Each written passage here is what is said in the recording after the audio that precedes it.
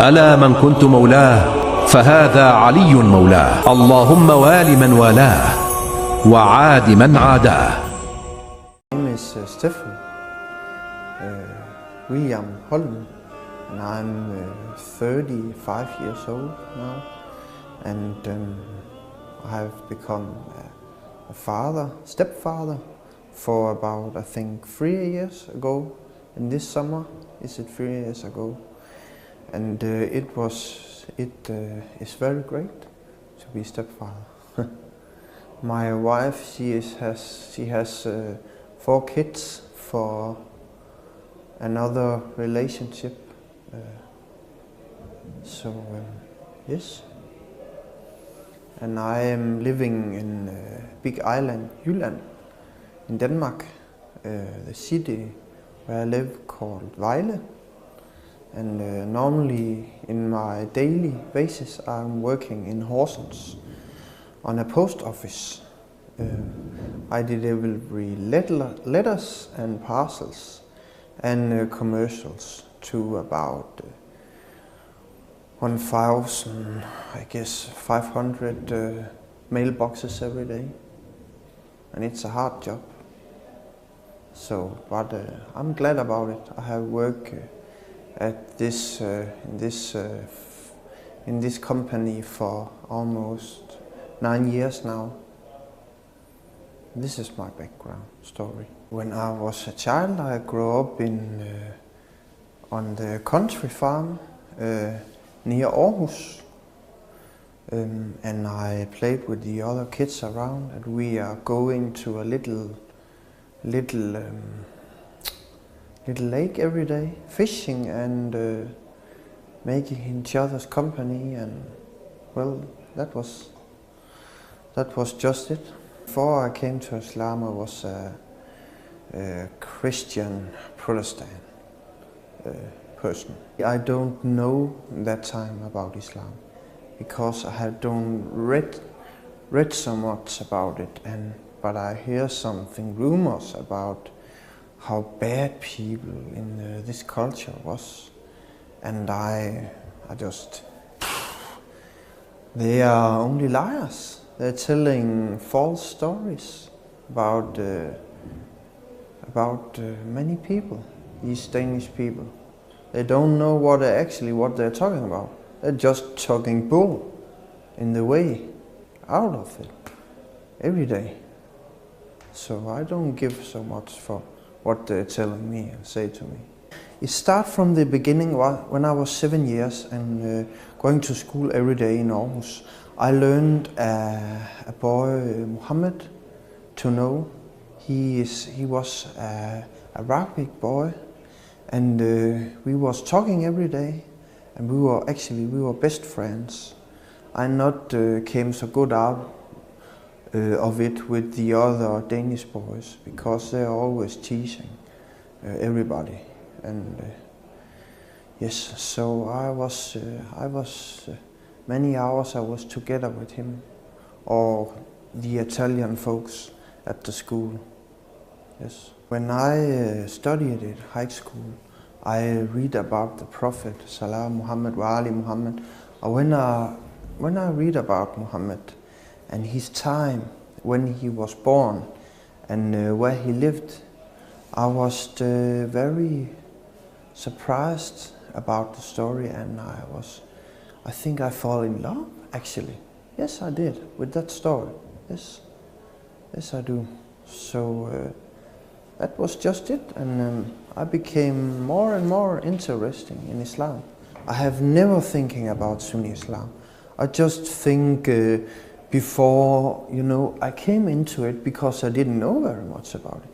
Islam is Islam. But actually, it isn't. Because it's 2 or 3 different ways. Because there are Wahhabi Muslims, and there are extremists, and there are Sunni Muslims. Some of them, they are very nice. Our neighbors at home, they are Sunni Muslims. They are very peaceful people. They just enjoy the religion and pray every day on the carpet. And talk to us as normal people will do.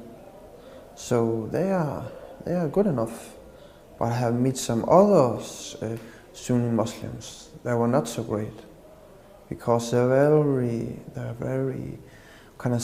very violent people and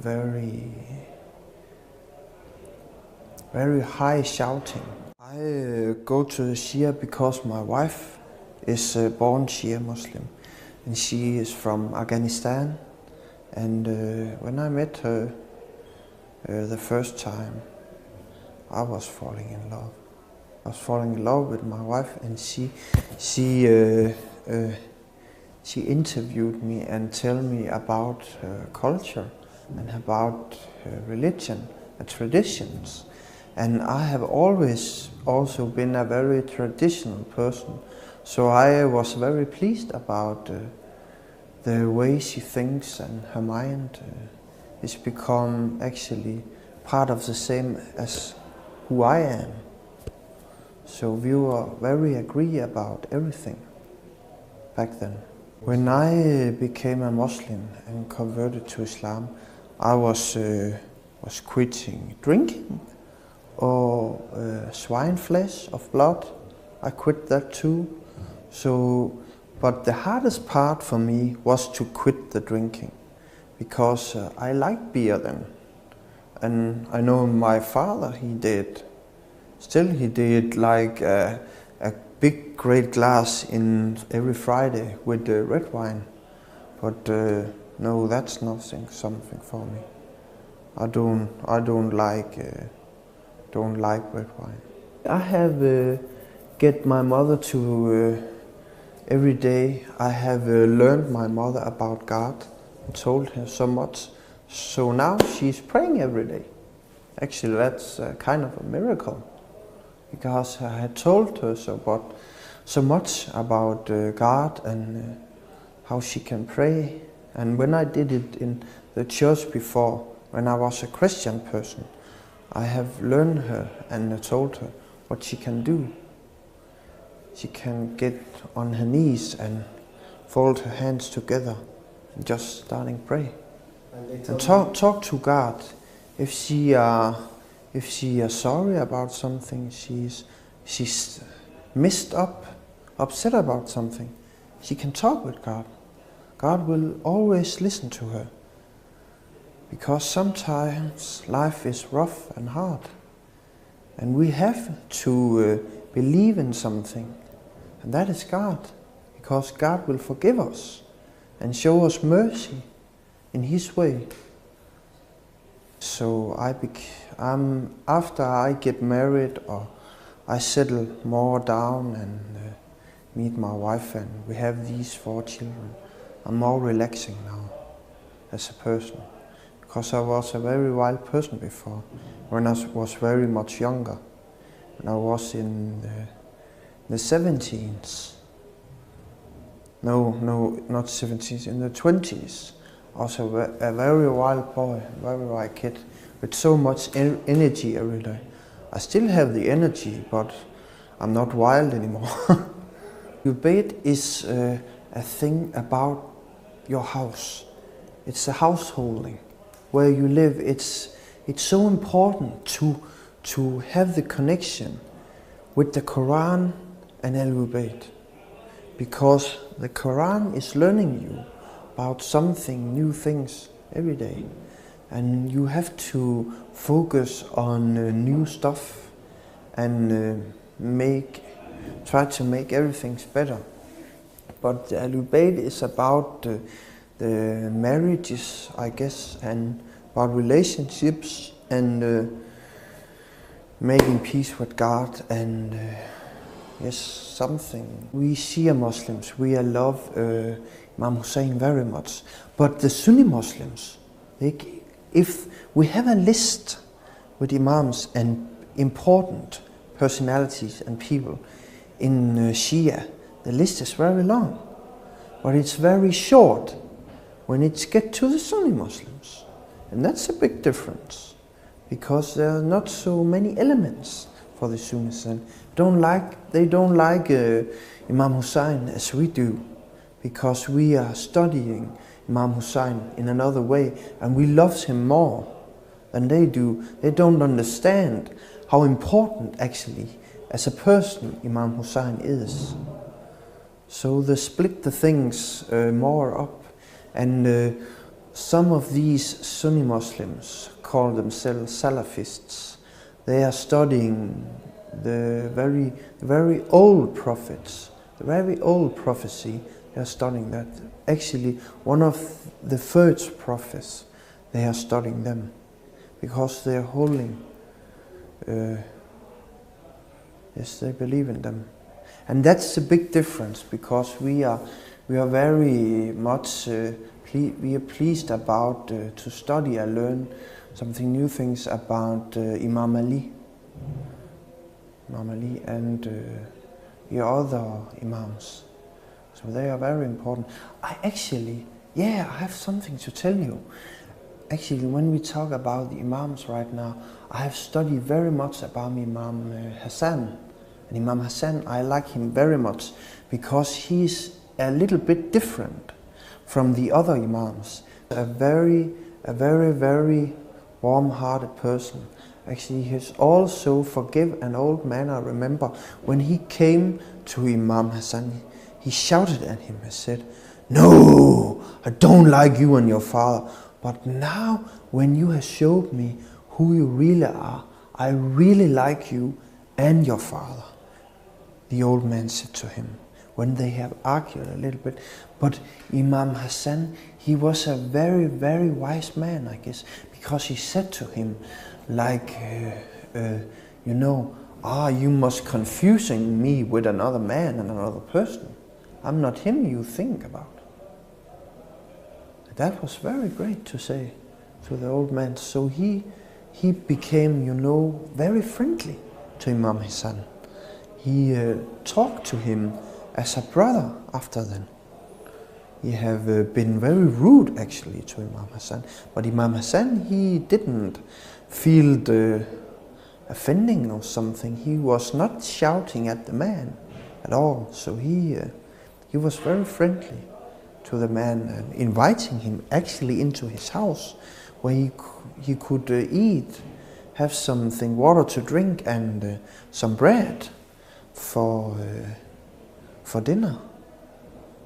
Yes. The Fatima Azhara story is actually when she losing, I have heard as the story was, she losing her father, and later when the soldier came to her and will knock her door in, and she was pushing behind that door, and this what you're calling it on Danish we call it a søm, through the door, and they're pushing her bones and they're breaking up and split together in pieces, and she was screaming behind the door, I guess, because it was hurting her so much.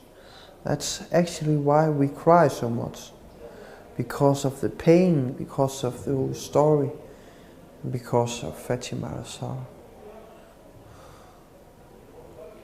We get very touched every time we have these smileys about her. I will tell them about the brothership and how great all you people are, because you are very lovely, and I feel welcome for the first time I meet you all, because it's like being a great family. It's like not just a family, it's like a brotherhood, a sisterhood also. For my wife, I guess. Sisterhood for her, yes. So Muslims are very warm-hearted and very nice people and very good friends. We are very pleased about Imam Hussein. Actually, when I went to Karbala, I was in Karbala, I guess, for 5 or 7 days, but it was just the last 3 days I was there. I was focused in my mind about of course, I write a letter to Imam Hussein about my wishes for the future and what I really wish in life. Maybe, better job, a better economy.